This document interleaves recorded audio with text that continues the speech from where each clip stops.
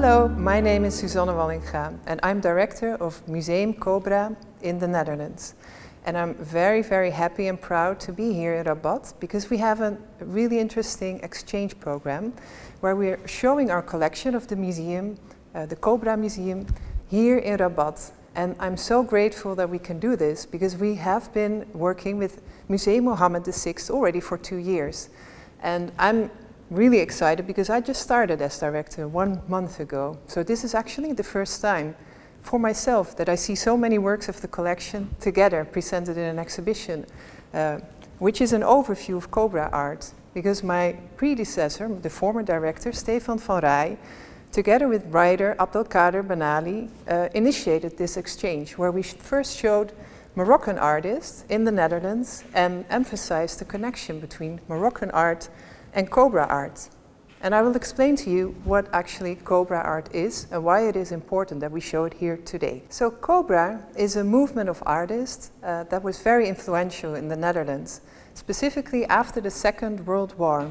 The World War was so disruptive in the Netherlands, and specifically for artists, it was a vacuum maybe, because they couldn't really express themselves, because all of the art was controlled by the Nazi regime. And because of that, they didn't feel that they could express themselves freely. So a lot of artists moved actually to France, to Paris, and to other regions to search for ways to express themselves in different contexts. And Cobra stands for the combination of Copenhagen, Brussels, and Amsterdam. So the first letters of these 3 cities.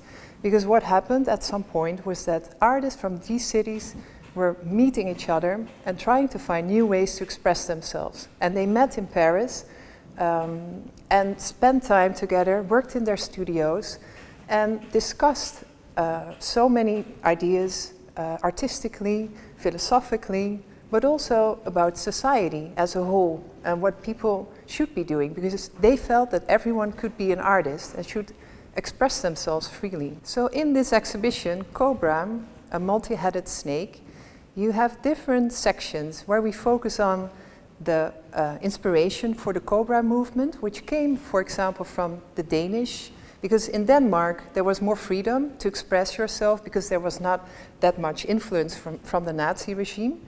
So artists could be more free in what they wanted to experiment with, and they were having exchanges already earlier than the Cobra artists were having. So there's a focus on Denmark, on Danish art. Then we go to the experimental group, which is the Dutch part, that was actually the predecessor of a group of artists that came together and discussed how they wanted to express themselves and what art should actually be like. Because art, in their eyes, should be something that could be understood by everyone, which was art for the people and or art by the people. Everyone could actually express themselves through art.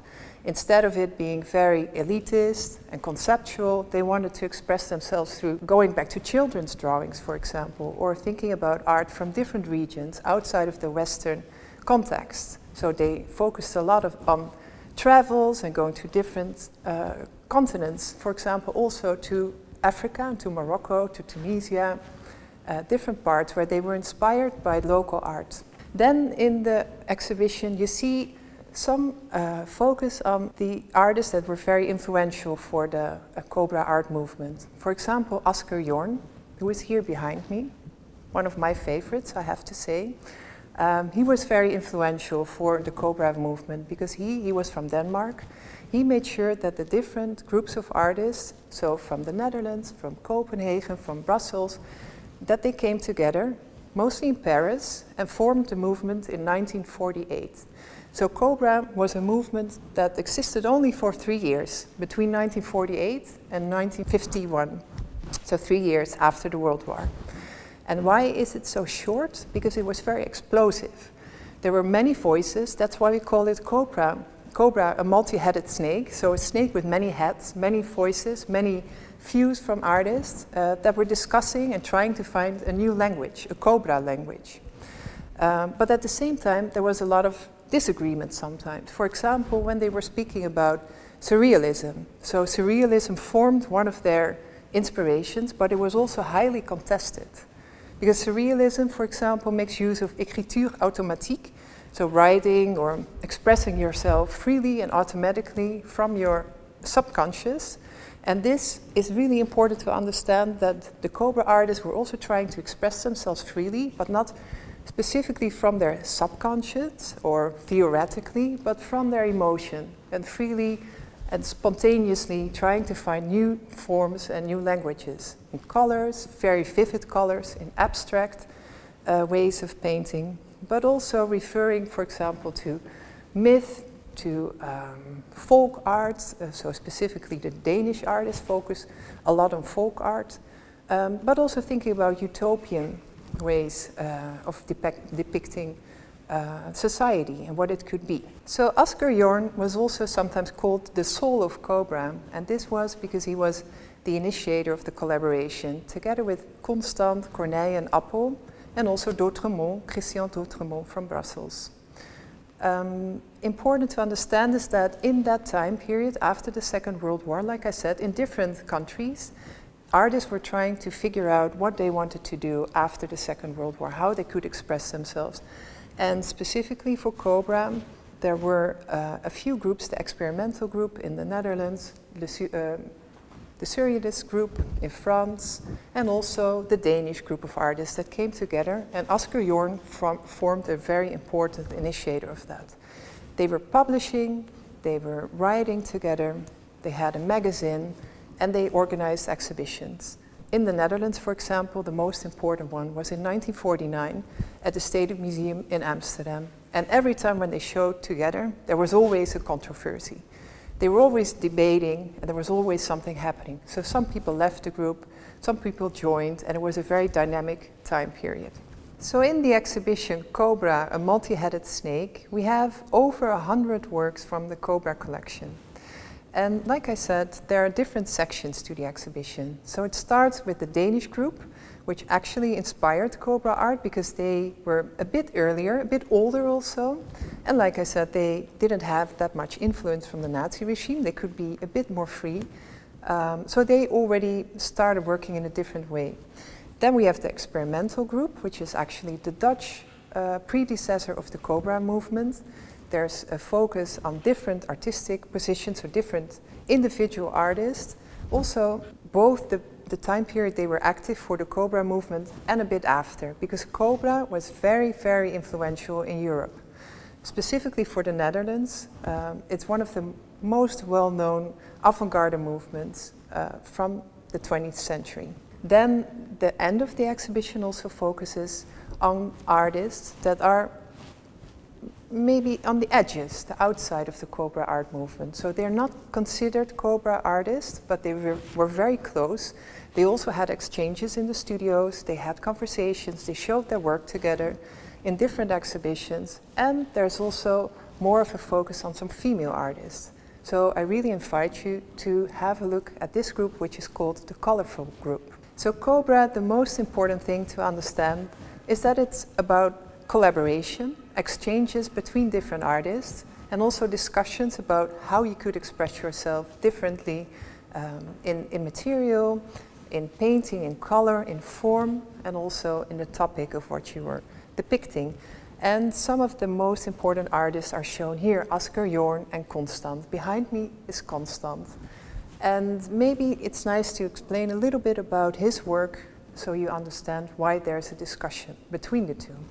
Because a lot of artists in the Cobra movement had the same aspirations. They wanted to make something new and create a different language, think about spontaneity and expressing freely, but also how art would relate to society. And for example, for Constant, he was very much socially engaged.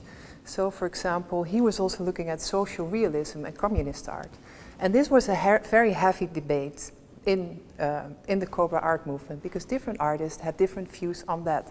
So at some point they also were split. After 3 years they left the group and started working independently. One of the things that also contributed to this was that Constant's wife had an affair with Asger Jorn. Maybe nice to know.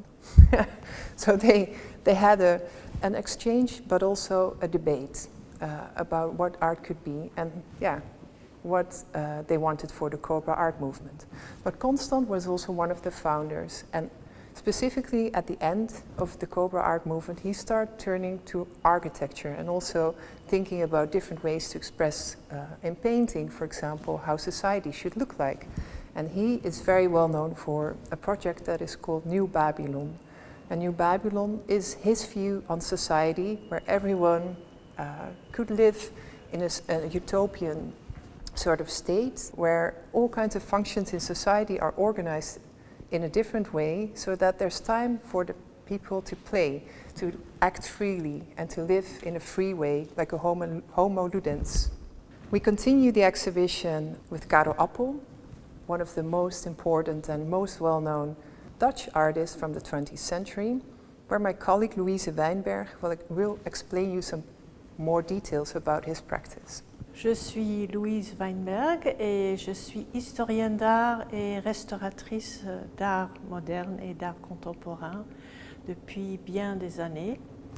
Et je vais vous parler de quelques tableaux de Karel Appel, le plus grand peintre néerlandais du XXe siècle. Il est très connu aux Pays-Bas et chaque collectionneur dans le passé avait vraiment un tableau, un ou deux dans sa collection.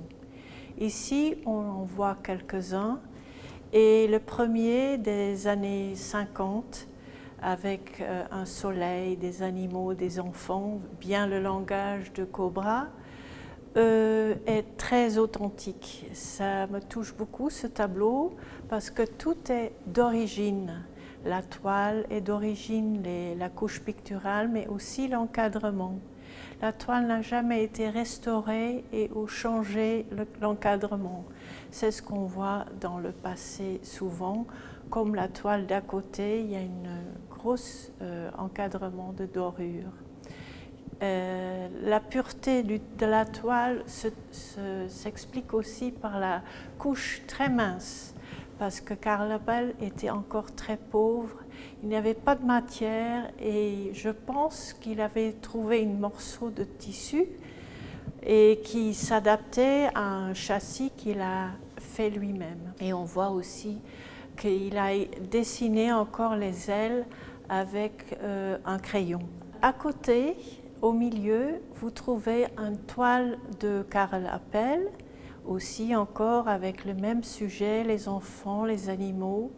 Et on pense que c'est joyeux, que la vie était agréable, mais c'est plutôt le contraire, parce que c'était après la Deuxième Guerre mondiale, ils étaient pauvres et ils ont fait un voyage quand même en train au Danemark, parce qu'ils étaient invités par leur ami Asger-Jorn.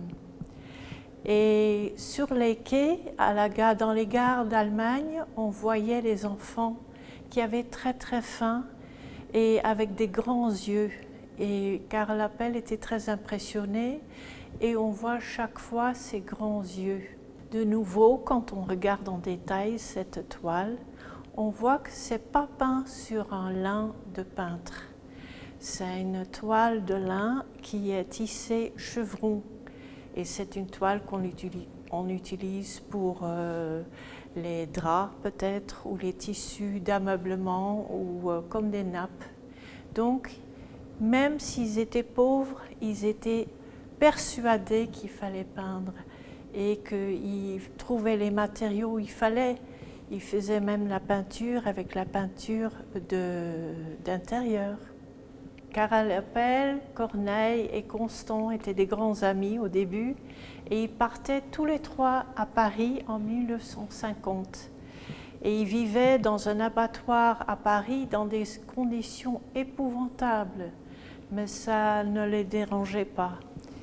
Tout était pour la peinture, même la nuit ils peignaient. Constant était donc un des grands amis de Karel Appel, mais il avait rencontré Asger-Jorn, le Danois, et il était impressionné par lui, par ses théories quand ils se discutaient à Paris. Et Corneille savait que Jorn était parti en voyage. Il a essayé de le chercher en Tunisie Et quand il est arrivé, Ascarion avait déjà quitté après 6 mois. Donc Corneille découvrait le pays, malgré qu'il a attrapé des maladies. Il est parti dans le 2e voyage dans le Hogar, dans le pays, le désert, et ces maisons de cubiques, de couleur de terre, lui ont beaucoup impressionné. Et ça se voit dans ses toiles. Il devient plutôt cubiste, mais dans l'abstraction d'idées de ces maisons. Les couleurs sont sobres, mais il était impressionné par la forte lumière de la Tunisie dans les pays d'Afrique. En fait, il voulait partir plus loin en Éthiopie parce qu'il voulait aussi collectionner des œuvres d'art africain. Mais dans son 2e voyage, il n'a pas réussi. Dans cette exposition, on voit beaucoup de tableaux, mais quand on regarde bien, il y a aussi de la sculpture, de la céramique. Et on retrouve un peu le mouvement de ce qui se passe actuellement dans les musées. Ce n'est plus que les tableaux, mais on a redécouvert les tissages, les céramiques, tous les matériaux d'artistes qui étaient utilisés autrefois. Alors Ascarion avait entendu qu'en Italie, il y avait un centre de céramique. Et ça l'intéressait beaucoup parce qu'il était précurseur dans tout ce qui se passait. Et il est allé donc en Italie à Albisola. C'est un tout petit village près de la mer, pas loin de Gênes. Et il était vraiment impressionné de tout ce qui se passait là-bas. Donc il s'est dit, je vais rester ici. Quelque temps, il est venu avec sa femme et les 4 enfants. Et ils ont trouvé une maison dans les collines. Et quand on le visite maintenant, on voit encore les carrelages qu'il a fait. Il a tapissé le sol, les murs. C'est très impressionnant.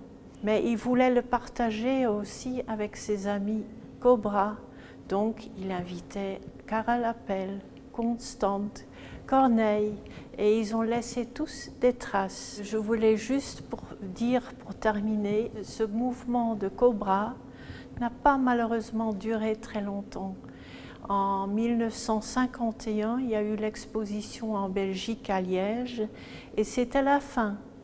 Mais on peut voir qu'il y a eu des suites dans cette exposition, que chaque peintre avait trouvé son langage, sa façon de s'exprimer, et ils continuaient tous dans une autre direction.